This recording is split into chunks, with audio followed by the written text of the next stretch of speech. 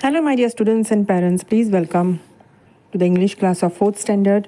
This is Mary Gold, NCERT CBSE English, and we are doing Unit 2.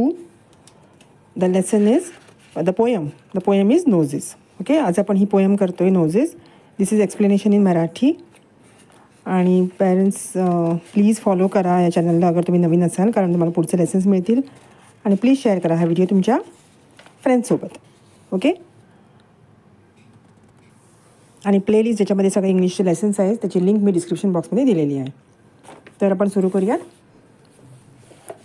Noses. Okay, हा एक गमतीशीर poem आहे. थोडीशी कॉमेडी आहे. नाकाच्या आकारावरनं त्या कवीला काय काय वाटतं आपल्या नाकाबद्दल ते या कवितेमध्ये एक्सप्लेन केलेलं आहे. Okay, noses. I looked in the mirror and looked at my knows. तर ती एक मुलगी दाखवली आहे. तर ती स्वतःचा चेहरा आरशामध्ये बघते. ओके, ती म्हणते I looked in the mirror. मी आरशामध्ये बघितलं आणि माझ्या नाकाकडे बघितलं. I looked at my nose. It's the funniest thing. ही सगळ्यात गमतीशीर गोष्ट आहे, म्हणजे ते माझं नाक. Okay, it is the funniest thing. The way it grows. ते जशी वाढतं ते नाक, जसं मोठं होतं. जशी मी मोठी होते तसा तसा माझा चेहरा मोठा होते, तसं माझं नाक पण मोठं होते. The way it grows stuck right out where all of its shows with two little holes where the breathing goes. अख्खा चेहरा सपाट आहे आणि ती मध्येच बाहेर येतं. The way it grows stuck right out. म्हणजे ते असं काहीतरी बाहेर आलेली वस्तू एक नाकाला चेहऱ्याला चिकटल्यासारखं वाटतं. त्याला 2 होल आहेत ज्याच्यामधनं आपण श्वास घेतो, ब्रीदिंग करतो. Okay, stuck right out where all of it shows. ते अख्खं दिसतंय बाहेर आणि विथ 2 लिटल होल्स. त्याला 2 छोटे छोटे होल्स आहेत. Where the breathing goes. तिथे आपण त्या 2 होल्समधून श्वास घेतो. नंतर ती म्हणते I looked in the mirror and saw in there the end of my chin and the start of my hair. आणि मी परत एकदा आरशात बघितलं तर ते मला काय दिसलं की माझी जी हनुवटी आहे, चीन आहे, तर एंड ऑफ माय चीन आणि स्टार्ट ऑफ माय हेअर म्हणजे माझ्या केस जिथे माझ्या कपाळाच्या वर सुरू होतात आणि माझी हनुवटी, माझे चीन जिथे एंड होतं त्याच्याबरोबर मध्ये ते नाक आहे. End of my chin and the start of my hair and between there isn't much space to spare which my nose like a handle sticking there. आता माझ्या केस जिथे सुरू होतात कपाळावर आणि जिथे माझी हनुवटी आहे त्याच्या दोघांमध्ये जास्ती जागा नाही आहे, पण तरी पण त्या जागेवर त्या स्पेसमध्ये ते चिकटल्यासारखं आहे, एका हँडलसारखं.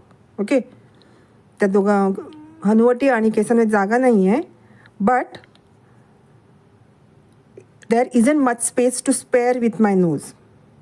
म्हणजे हे नाक त्या दोघांच्या मध्ये आल्यामुळे तिथे जास्ती जागा राहत नाही आहे. Okay, there is not much space म्हणजे जागा टू स्पेअर म्हणजे रिकामी जागा तिथे उरलेली नाही आहे. स्पेअर म्हणजे उरणं. Okay, isn't much space to spare, जागा राहिलेली नाही आहे विथ माय नोज, माझ्या नाकामुळे. आणि ते कसं दिसतं आहे, ते एखाद्या हँडलसारखं चिकटलेलं, हँडल स्टिकिंग देअर, एखाद्या हँडल लावल्यासारखं ते वाटतंय. If ever you want to giggle and shout and can't think of what to do it about, just look in the mirror and then no doubt you will see how funny your nose sticks out.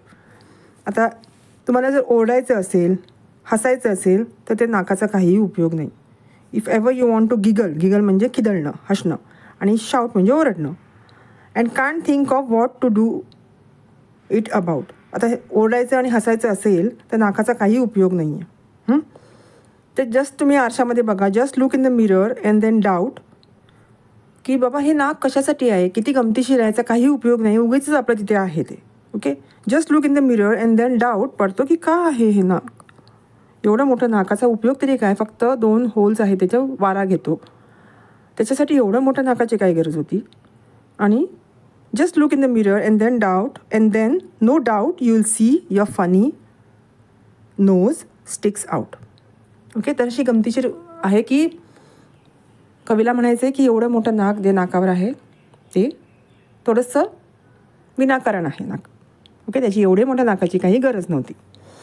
आपण हसताना बोलताना त्याचा एवढा उपयोग होत नाही. तर अशी छोटीशी कविता आहे फ्रेंड्स. तुम्हाला काही क्वेश्चन्स असतील किंवा तर प्रश्न असतील तर तुम्ही कमेंट बॉक्समध्ये मला कमेंटमध्ये विचारू शकता. आणि नेक्स्ट पेजमध्ये न्यू वर्ड्स आहेत, जसं mirror, funniest, breathing, sticking, giggle. Okay,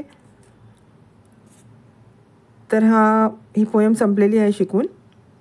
next व्हिडिओमध्ये नेक्स्ट लेसन घेऊन मी येते. Okay, till then take care and bye bye.